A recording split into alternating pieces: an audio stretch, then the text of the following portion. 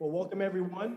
I am Norman Hardman, the chair for the Mayor's Commission on Unity, Diversity, and Prosperity.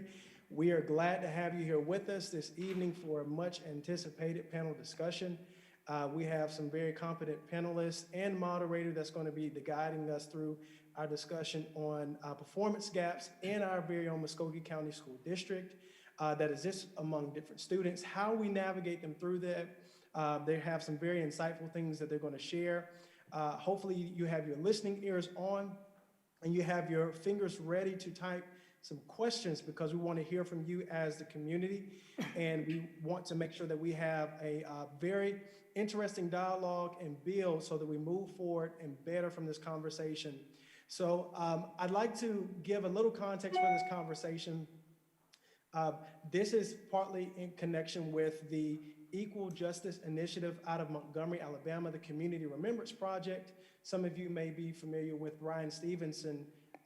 There was a movie done about him, Just Mercy. He is a civil rights attorney, and he has done a lot of great work as it pertains to Black history. Even now, there is a monument for justice and peace in Alabama that pays homage to victims that were lynched all over the country. And so we have reclaimed our history as it pertains to lynching and racial terrorism. So you will hear a series of conversations.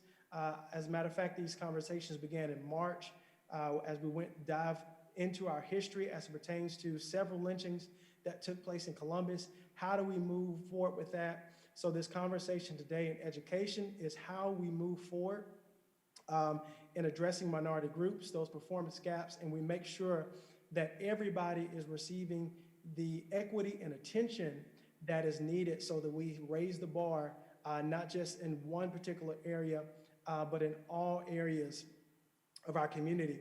So I'd like to introduce our esteemed panelists and also our moderator, and I will turn it over to them shortly for this conversation. So we have with us Dr. Angela Vickers-Ward. Dr. Angela Vickers-Ward is the Chief Student Service Officer for Muscody County School District. She's always committed to the school district's mission, which is to inspire and equip all students to reach unlimited potential. She has served in the role for the past 4 years and focuses on the remains of all, and her focus remains on all students. She does this through a lens of diversity, equity, and inclusion. Her previous roles include that of district level supervisor, principal, assistant principal, and classroom teacher. She's worn a lot of hats over her career. Dr. Vickers-Ward has served as an adjunct professor instructing master level students to become school level administrators and bachelor level students desiring to become classroom teachers. With over 30 years of experience in both policy and procedure, she is always intentional in diversity, education, and inclusion, a consummate servant leader. And so, Dr. Angela Vickers-Ward, thank you for being here with us this evening. We look forward to hearing your insights as we move forward into our program. Next in the introduction, stranger to none, Dr. David Lewis, our superintendent. Dr. Lewis began his career with Polk County Public Schools in Florida in 1979 as a director of bands at Fort Meade Middle Senior High School. He became assistant principal at Fort Meade Middle and Senior Schools, and also served as assistant principal at Frostproof Middle Senior High School. He served as principal at Frostproof Middle Senior High School for 10 years. While at Frostproof Middle Senior High School, Dr. Lewis was a recipient of numerous local and state awards to include School to Work Administrator of the Year, Florida Music Educators Association Administrator of the Year, Polk County Outstanding High School Principal, Frostproof Chamber of Commerce Man of the Year, Education Commissioner's Award for Outstanding Leadership, Polk County's Principal Achievement Award, and Florida Principal of the Year. In 2004, Governor Jeb Bush made an official visit to Frostproof Middle and Senior High School in recognition of the school's successful reading initiatives under Dr. David Lewis. In 2005, Dr. Lewis was promoted to the district level position for Senior Director of High Schools to provide oversight for the district's 18 high schools. A lot of oversight there. He was appointed Senior Director of Secondary Education in 2009. Effective September 1st, 2010, Dr. Lewis was appointed as the Associate Superintendent for Learning of the Polk County School District, where he supervised the curriculum and learning needs of 95,000 students and 6,000 teachers. During his tenure in this leadership role, the district achieved 7 consecutive years of improved graduation rates, was recognized as College Board's Large District of the Year for the greatest increase in both student participation and performance on advanced placement assessments, particularly that of underrepresented populations. Other leadership positions held by Dr. David Lewis includes President of the Division of Instructional Leaders for the Florida Association of School Administrators and President of the Florida School Music Association. On July 23, 2013, Dr. David Lewis was appointed to the position of Superintendent of Education for the Muscody County School District in Columbus, brings him to us, which serves 31,000 students by 5,000 employees. Dr. Lewis oversees an annual budget in excess of $300 million, of which $40 million are federal grant funds. Since assuming the role of Superintendent of Education of Muscody County, he has improved on all performance metrics, including Georgia's College and Career Readiness Performance Index, SAT, ACT, advanced placement, and graduation rates, all of which reach all-time high marks. So much more that we could say about Dr. David Lewis, including he has served on State School Superintendent Advisory Committee, Governor Brian Kemp's Superintendent Advisory Committee, as well as the College Board Superintendent Advisory Committee. So welcome, Dr. David Lewis. We look forward from hearing much more from you this evening. And last but not least, we want to introduce our moderator, and we are looking forward to diving into this discussion. Prior to founding, this is Dr. Dale Gilbergos. Prior to founding Burgos Consulting, Dr. Burgos was a Senior Diversity and Inclusion Officer at TSYS, Total Systems, a leading global solutions provider of payments technology throughout her 25-plus year career with TSYS. She served in various leadership positions and capacities. Dr. Burgos also taught as an adjunct professor at Columbus Technical College and served on its Business Advisory Board of Curriculum. Dr. Burgos currently serves on the advisory boards of several organizations, including Girls Inc.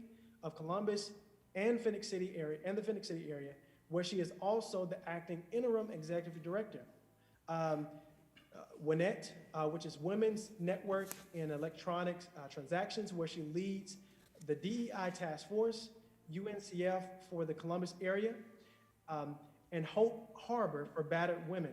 She is also a past executive board member for the Greater Columbus Chamber, or chapter, of Partners in Education for the Region School System.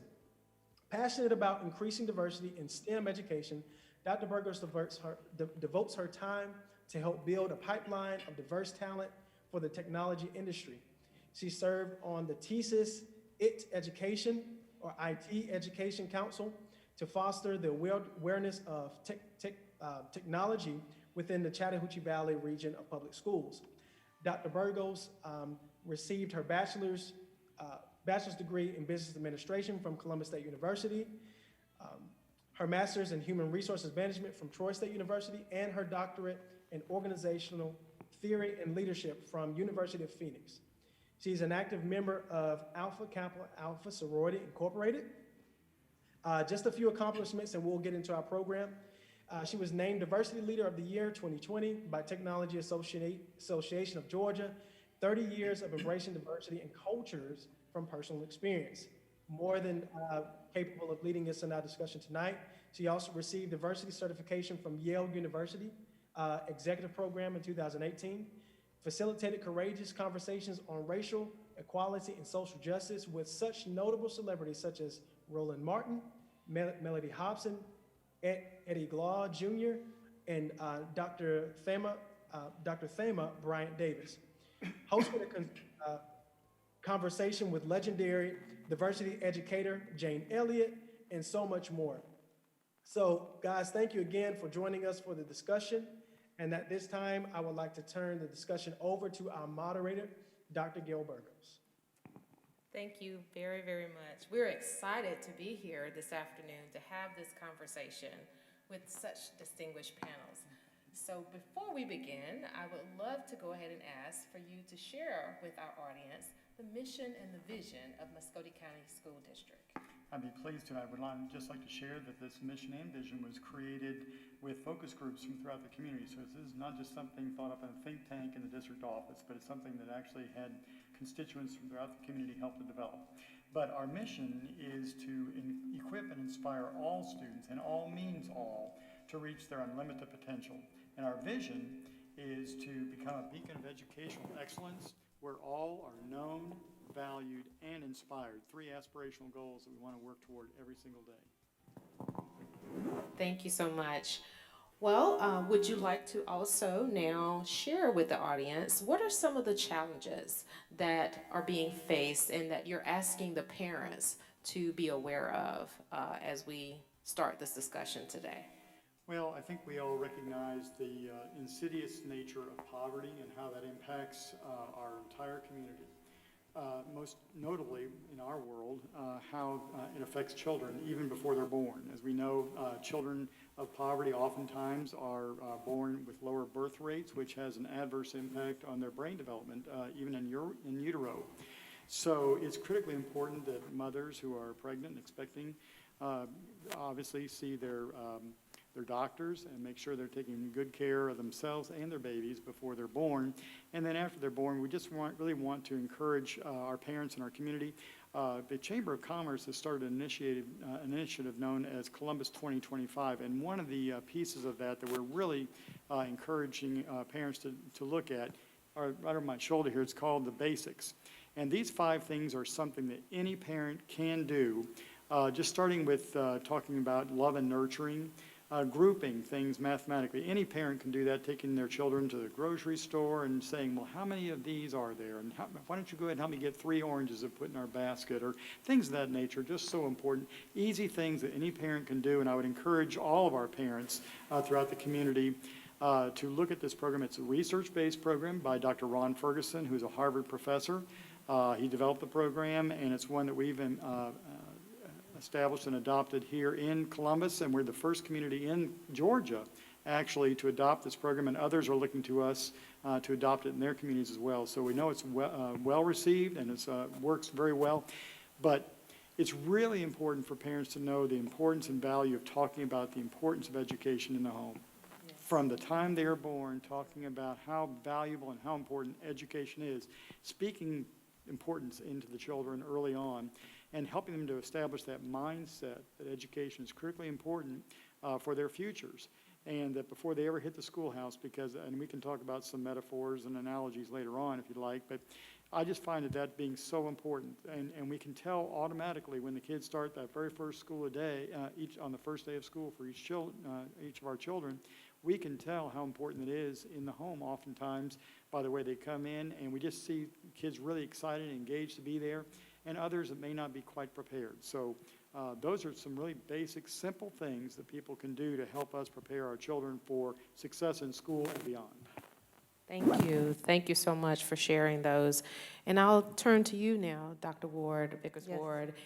And as he has just shared with some of the basic things that parents can do in the home, I would like for you to touch on what are some of the mental and physical aspects that are so necessary for success that complements those things he just shared.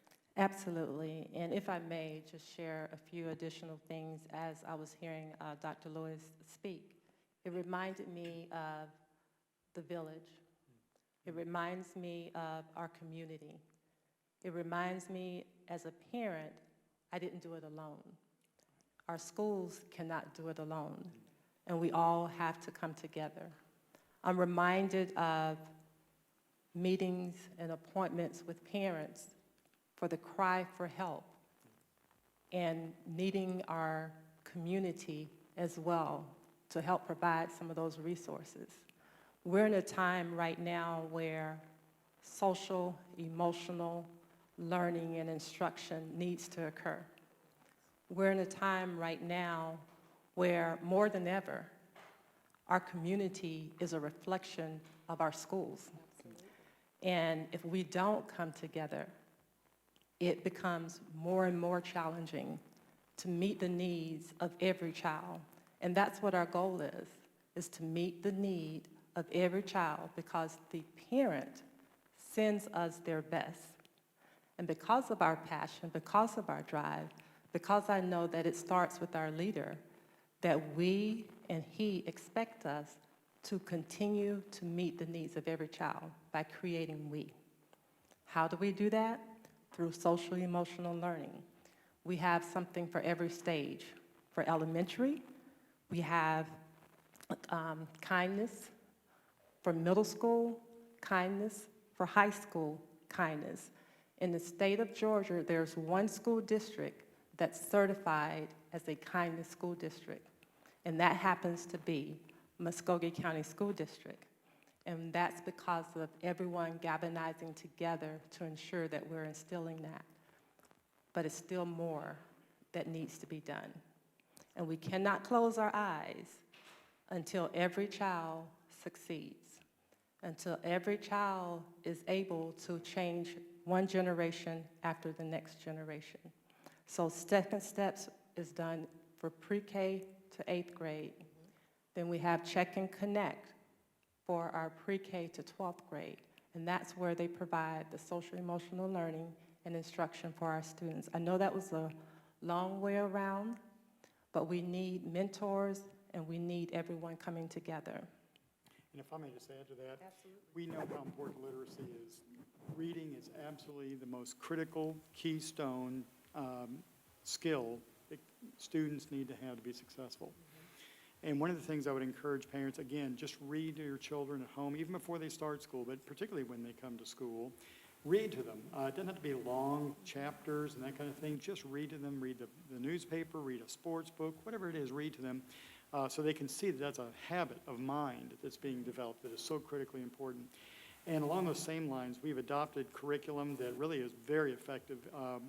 When I first got here, we did not have an adopted reading curriculum throughout the district. We now have that. We also have ancillary support resources in Lexia, CHI 3000, all of which will take the student where they are and move them as far forward with Lexile levels, which is the metric for determining reading levels. So that is so very important as far as making sure that reading is established in the home and of course in school. And I will say this, one of the first things we need to remember about school is it really is the child's first job. They learn a lot about their work life in the future by how they come to school and behave at school. For example, just showing up on time. We teach reading. The research says reading should be taught early in the morning for children. So we teach reading across our district starting first thing in the morning. If children are late coming to school for whatever reason, they're missing the most important essential skill of the day and of their future.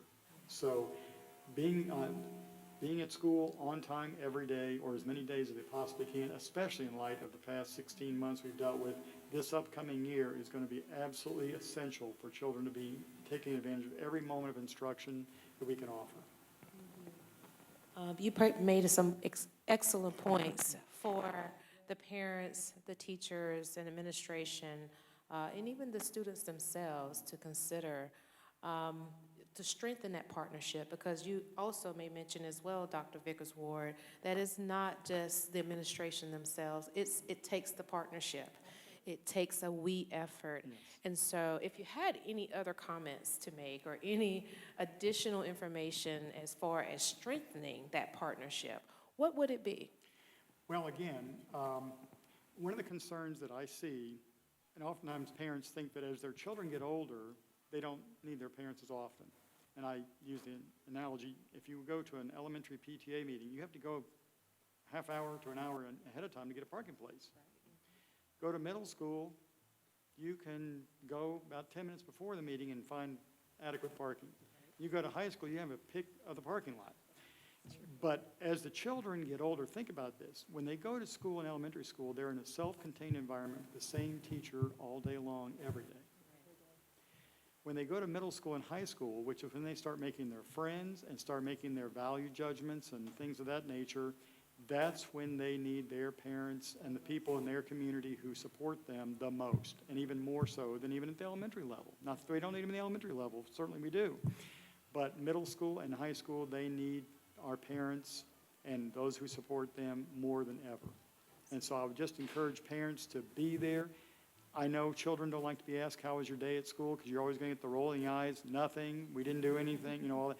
But it makes a connection with children, and they start noting right then that it's important to you as the parent, the guardian, whoever it might be, the grandparent.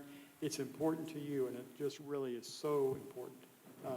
Because it's like the old adage in business, what gets measured gets done. Same thing here in the home. What you ask about, what you care about, that's what is going to be important to them as well. Absolutely. Dr. Ma'am. Ward, yes. Our young Black males in middle school, that becomes the most challenging time. We start to lose them in discipline. We start to lose them with attendance. We need for our schools, our parents, our community to invest in them and to believe in every child. Everyone, and particularly All means all. all means all. That is an area, when we look at an area that can improve. We need mentors. We're struggling right now to get mentors, and our community is reflective of successful people. But we're only as successful as our children are.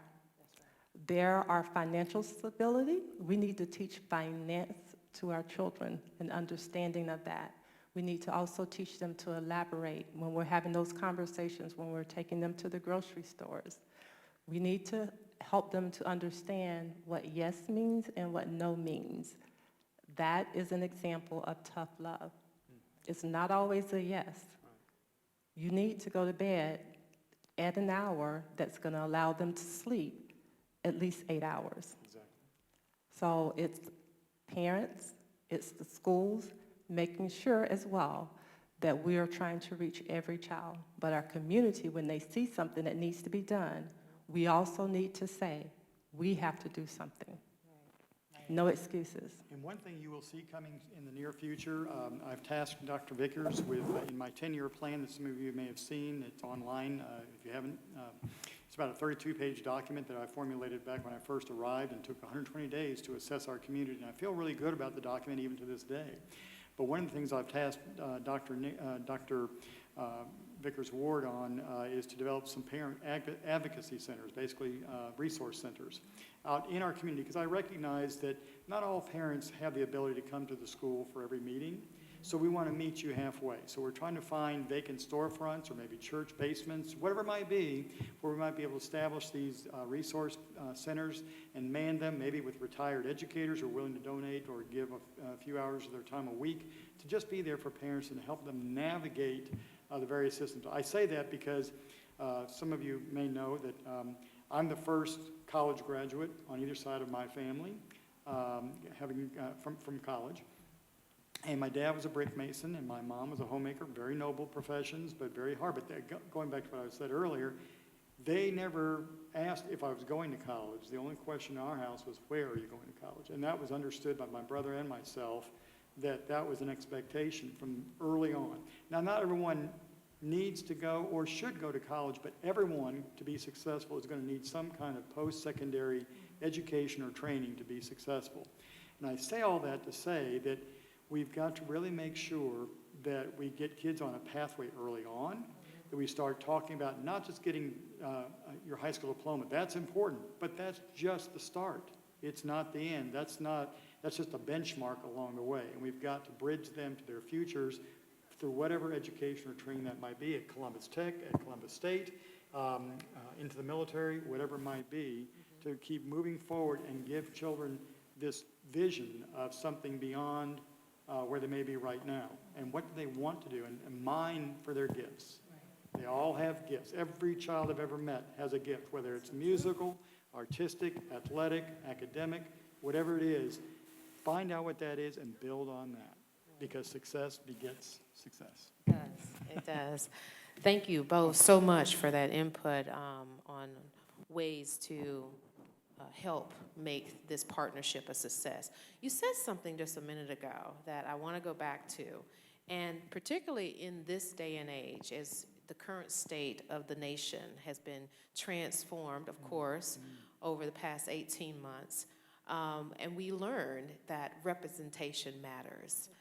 And so can you take a moment to share a little bit with the audience about the administration of Muscody County School District and the diversity? Because when we talk about diversity, inclusion, and equity, those are factors that also are very important as well. So I will say that when I came to Muscogee County, meeting with Dr. Lewis, seeing his vision, hearing not only that it was his words, but also seeing a 9 school board members that's diverse. Dr. Lewis' cabinet is diverse. We have white, black, females, males, different generations. We have the millennials as well. So there's different age groups. But deeper than that, when you look at the work that's been done, the intentional work that's been done, that's embedded it throughout. Because we want to ensure that at the school level, that they're also being intentional about making sure that representation matters. What that looks like is academics. Everyone is allowed to achieve in all of the subject contents. And that is those advanced level courses, they need to be there. That's in our STEM courses, need to be there. So I think, honestly, my opinion is that we still have to roll up our sleeves because there's more that needs to be done. And as long as there's more to be done, we have to continue to be very intentional about that. And so when we look at equity, what does that look like in every aspect of our schools, of our district? When we look at that, we have to make sure that academically, our children are being challenged. We have to make sure that our schools are saying, our children, everyone matters. And at the district level, Dr. Lewis, with his 120-day plan, it was embedded in there throughout. And that was one of the reasons why I said yes to this community, because we are a caring community. And just about every organization that you go to, they're trying to give an outreach. Many various partnerships, trying to help, going into the schools, partnering with the schools.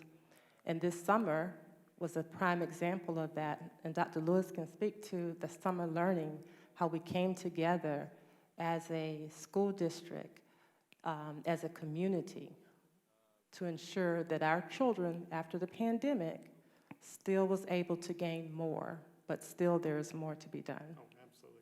So about the summer program, yes, back in January, we knew that our children many of them had not been in school for several months, going back to March 13th of the prior year. Some have been in school, some others had not been, and we tried to make sure that everybody had opportunity to connect through their devices. That fortunately, we had the foresight, thanks to our Department of Information Services. We built a plan for one-to-one devices back in 2017. So we were moving it forward for a different reason, but it came to fruition very quickly as a result of the pandemic. But it did afford us an opportunity that many districts did not have. Many districts only had paper and pencil packets to send home because that's all they had. But fortunately, we did have the devices, and we had people in our community step up and offer to provide the connectivity through hotspots and various things like that. So we feel like we had a pretty good, not perfect by any stretch, but certainly we were far ahead of the game in comparison to others. Now, in terms of the summer learning in January, knowing that we were going to be coming out of this pandemic, like children all over, not just Georgia, not just across the country, but all over the world. Everybody was locked down, and I just think about, we talked about children starting to read. I think about those who are just beginning to know how to read back in March of 2020 when this whole thing broke loose. And all across the world, we have a bubble of kids going through that didn't get to finish that experience. Right. So we talk about learning loss. I'd like to talk about learning that never occurred. It's really not only loss, it's learning that never got finished. So back in January, I tasked my cabinet with developing a summer program unlike anything we'd ever done in Muscody before. It had to be different. It had to be fun and engaging to get kids wanting to come back to school and enjoy what they were doing. But it had to focus also on 2 academic areas, primarily literacy and reading, as well as math. And we did that by developing blocks of reading first thing in the morning, with math the later part of the day. But in between, we asked our community partners to step forward and bring some enrichment activities. And we had arts opportunities. We had sculptures being designed by children. We had science activities, botanical garden came into the schools, just numerous different types of activities that maybe the children wouldn't have experienced otherwise. And it has been absolutely, I've been receiving emails for the last several weeks from parents and teachers alike saying this was the most fun and engaging and enriching summer program we've ever done, and we hope that we'll be able to keep going forward in the future. And I'm making that pledge to you with the board's support. We're going to continue to do that. But I do want to go back, if I may, just to touch base on the intentionality of diversity and so on, and equity. One of the things I noticed, and this is not a reflection on anyone at all, because I just believe if you know better, you're going to do better. And during that 120-day visit throughout our community, I noticed very pronounced what we all know is there, the north-south divide. Otherwise, I kind of coined it the Macon-Dixon line. And it was very apparent north-south. In my former district, we had the same divide. It just happened to be east-west. And there in almost every district I know of, there is a perception or a reality of one part of the district being favored over the other. And I can tell you that's not uncommon, and it was true here. And it still is in some respects, but we're trying to break those down. And I just want to share with your viewers some aspect about that. Yes. For example, when I came here, I noticed that some schools had art or music or PE, but not all 3. And I think every school, and our board supported that when I brought the plan to them, every school, every child deserves to have access to art, music, and PE, not one or the other. Right. But all 3, because I don't want to be the superintendent guilty of missing the next Picasso, the next Louis Armstrong, the next whatever it might be. I want them all to have that access. And in fact, that's of course why the Raymond McCullers School of the Arts is in existence today as well. In addition to that, there were some schools that had a lot of academic offerings, advanced academic offerings, and others that did not. We now have, I'm proud to say, every school we have an adopted curriculum in elementary, middle, and high school, and they all have the same resources. And in fact, in some cases, the schools who need more, which is the whole definition of equity, right. If they need more, they receive more. Yes. In terms of whether it's smaller class sizes, whether it's more coaching support, more administrative support, whatever it might be, we're trying to do that with the budget that we do have. But going back to the advanced offerings, we have high school courses now offered in every one of our middle school courses for students who want to continue to accelerate and move themselves forward faster and have the academic ability and the drive to do so. They can take algebra in 8th grade, normally considered a high school course. Same thing with physical science. So we've offered those in every single school. Every single advanced placement course that we can offer is available in all of our high schools if they have the teacher that want to do that, as well as dual enrollment, which is another great opportunity for children, especially for those who are maybe going to college for the first time in their families, as I did. Now, I didn't have dual enrollment available to me, but the children here can get this. Now, I don't know where you get a 2 for, a BOGO, buy one, get one free. You get to go to get a high school course and also get college credit if you take it from Columbus Tech or Columbus State or whatever post-secondary institution we have at that particular school. So there is a wealth of opportunities, a myriad of opportunities for our children.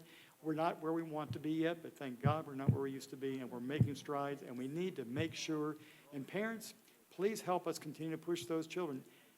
No child says, gee, Mom, Dad, I want to have more math. Very few of them say that.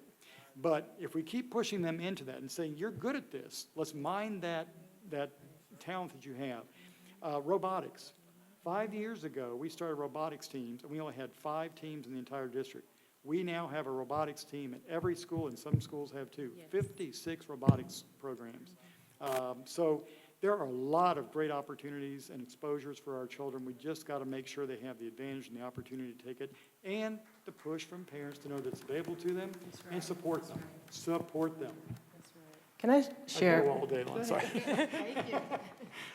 I just wanted to share some instructional time that our students receive. In Georgia, students are in school about 6 hours, almost 7 hours a day. When you look at that, with the average number of days being 180, 181, that's over 1,200 minutes that they're receiving a year.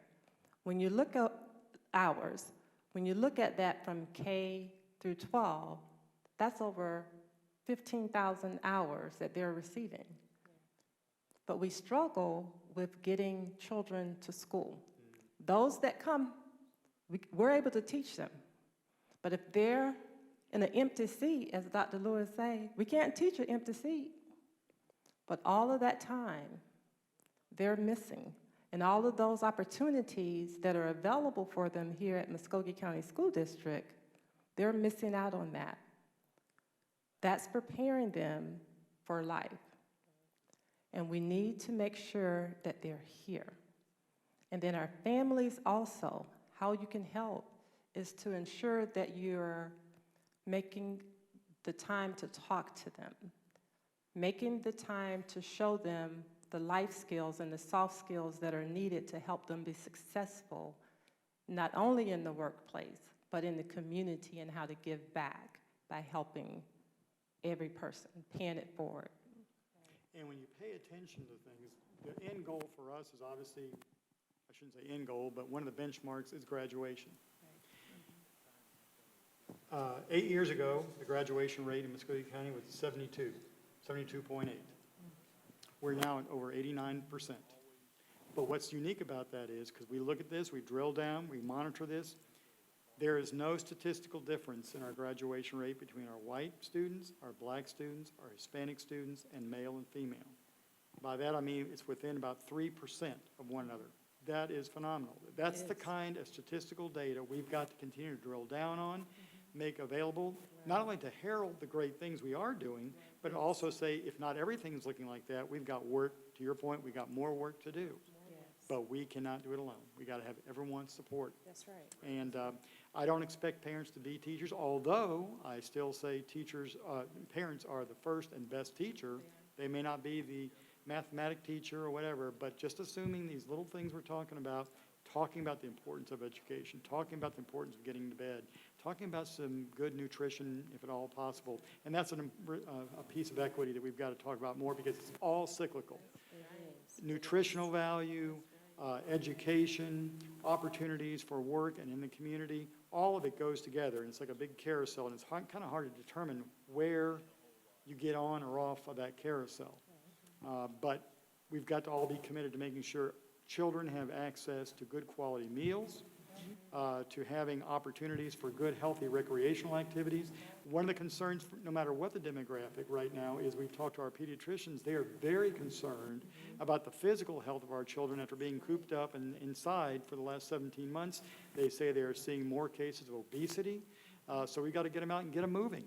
Sports are very good for the kids. Whatever it is that gets them up and moving, that's important. But all of those things go into helping a child be ready for school and continue to be successful through school. Absolutely. I would just like to say, Dr. Lewis, my son, who's a personal trainer, he preaches that all the time. We can walk. Those are simple things that we can do with our children. Right. Take them for a walk. Bicycle, nature. Run. Yeah. Eating healthy, making sure that we are modeling what we're expecting from them. By doing that, you're saving their life. By doing that, you're saving your own life, to make sure that you're modeling what needs to be expected to not only help your children, but it also helps you. Connecting, making that connection for longevity. And speaking about our community partners, I just can't say enough about them because Columbus is a very unique place. One of the things when I came here, I just marveled at the public-private partnerships that are so famous here, but it's true. It's not just a tagline, it is absolutely true and essential. We have, knowing that some of our children have some physical and health issues, one of the things we've worked with some of our partners to put some health centers into some of our schools where there's the greatest need for those, whether it's Fox Elementary, Dorothy Height, those are just a couple of them, but we're going to continue to try and expand those with the help of our partners who continue to be just amazing in my eyes, and I just am so thankful, and I just wanted to give a shout out. Awesome. Well, you both have just been phenomenal in sharing information on how to make and strengthen this partnership and what is necessary for our children in our community to be successful, addressing the diversity, addressing the inclusivity and the equity and the practices that have been put in place to ensure that that happens. I thank you both for your information and your time and energy in sharing that. I will ask now, are there any closing comments that you would like to share with our audience? And I'll start with you, Dr. Vickers-Ward. Yes, there is a Empower conference that is coming up this 27th and 28th of July. And so the Empower Conference is designed also not only for teachers, but it's designed for our parents. So parents, take time to register. You can find more information out about our Empower Educational Conference on the Muscody County School District website. You're going to have information that centers around parent educational strategies, parent and student wellness, parent technology, and what you can do more and what schools can do more in helping you partner with us and us partner with you for your child's success. We'll also have special education workshops. So I encourage you to come out and be a part of that to help make sure that your children are receiving everything that they need, and to tell us as well what we can do to better help your child. Well, and from my angle, I'll just repeat some of the things I've said already. We need you as parents. We want the best for your children. Continue to support our teachers. Teaching is a very difficult job and gets tougher all the time for various reasons. More mandates come from the federal and state level, just about it seems like every year.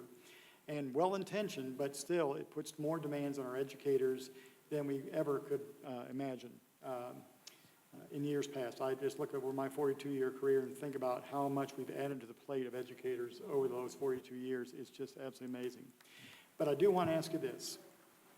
We know we're not where we want to be, and we're not where we're going to be. The best is yet to come. We'd like for you to come with us. Please do. Thank you. Thank you both so very much. At this time, I'm going to turn it back over to Mr. Hartman, and we're going to take some Q&A from our audience. Mr. Hartman.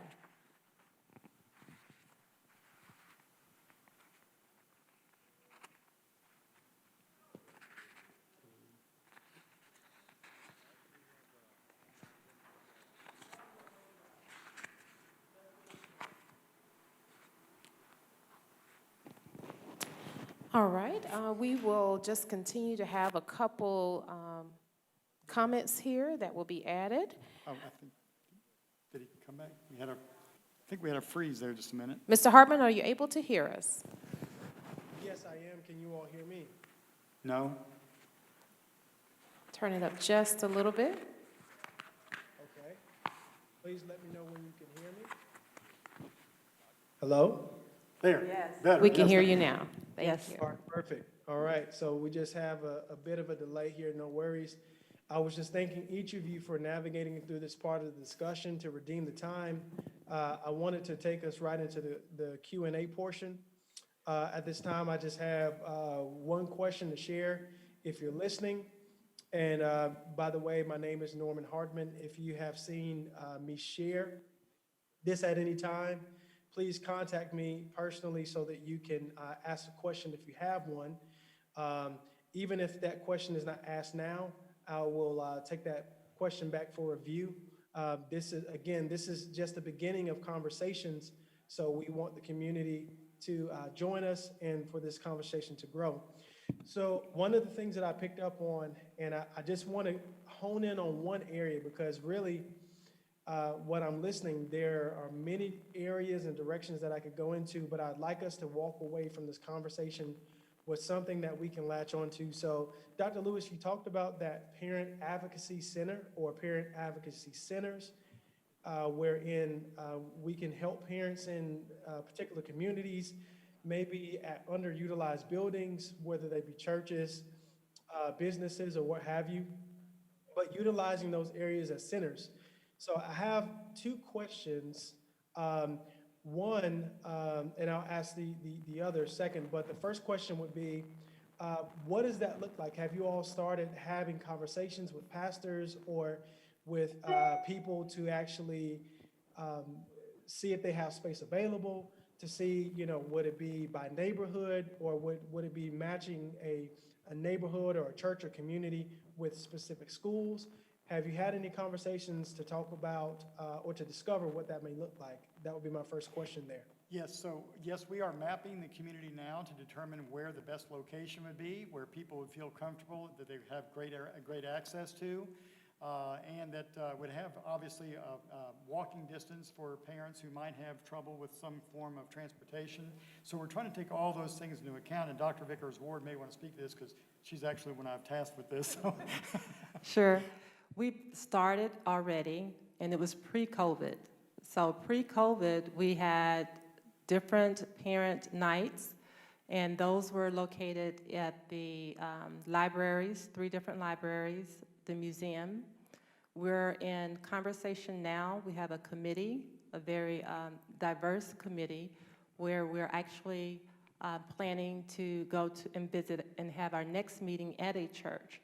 A church has offered their facility as a possible site, and so we're going to meet there to see if we can have that space.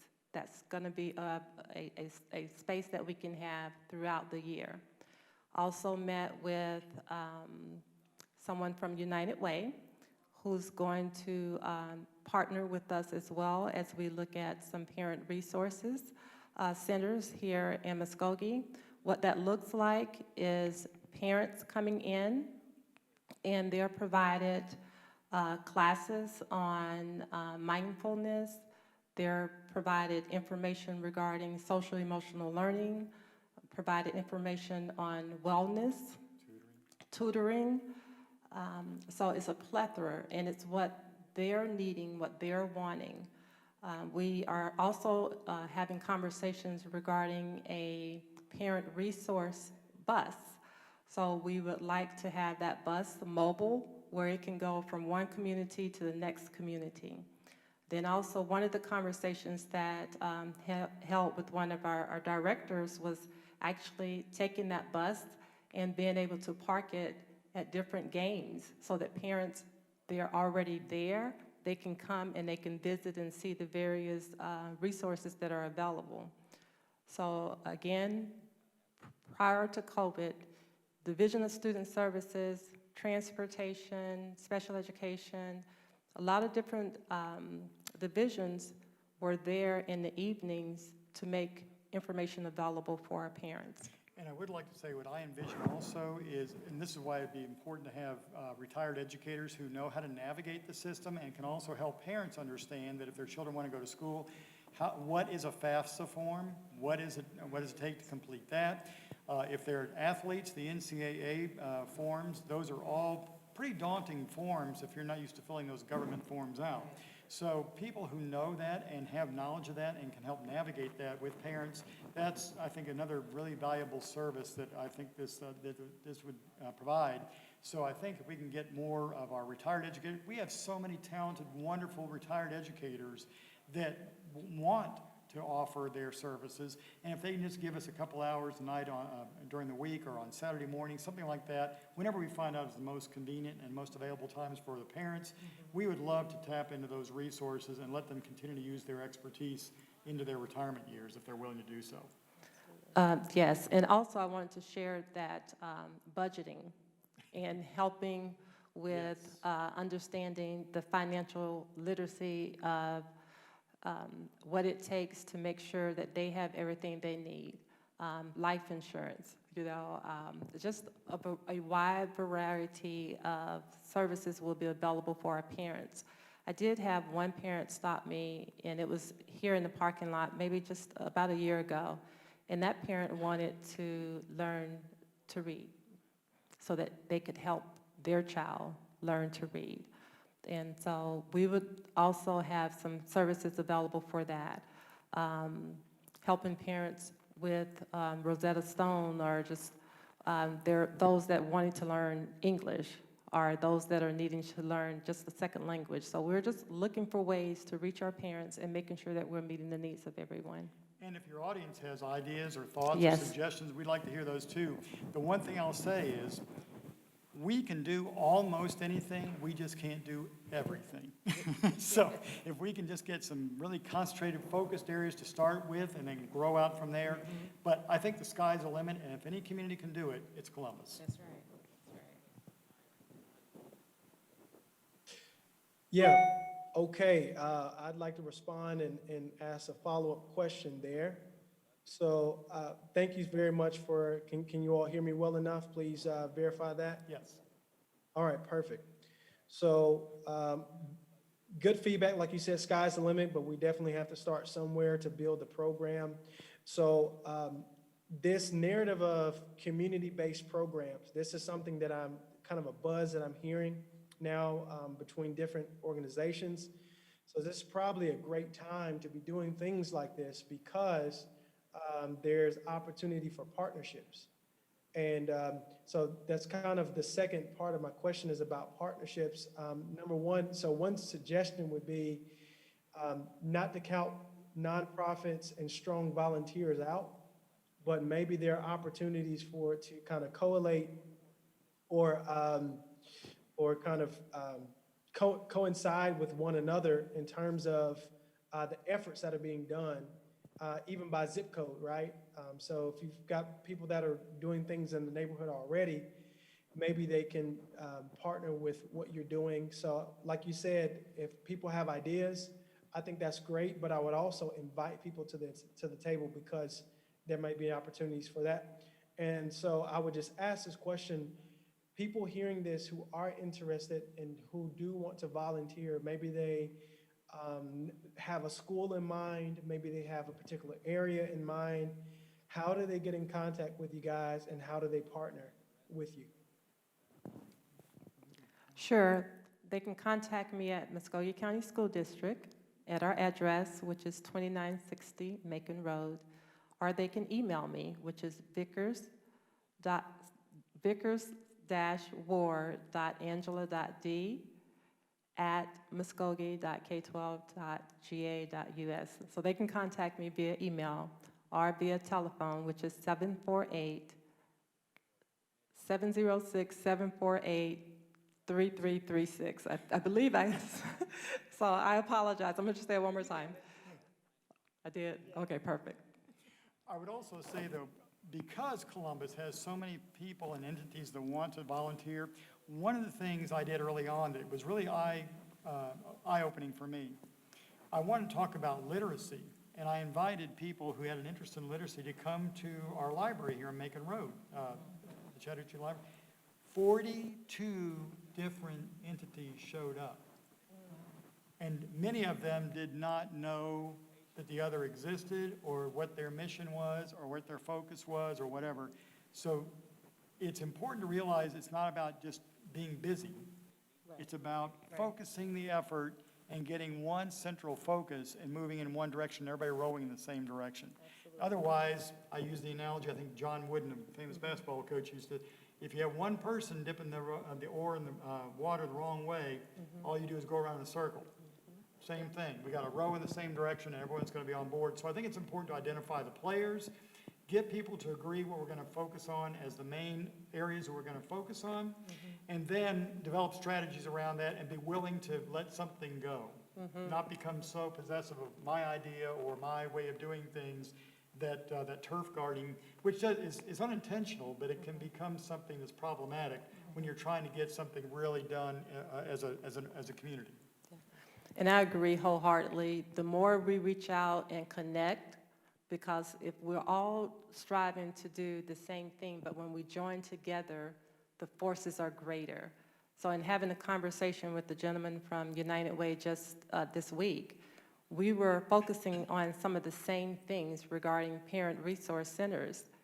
And so it's the same work, but coming together to make sure that we're connected. And so we're connecting now to make sure that we can move together to make things better for our community. And that is our plan and our drive. And we invite others to that table as well.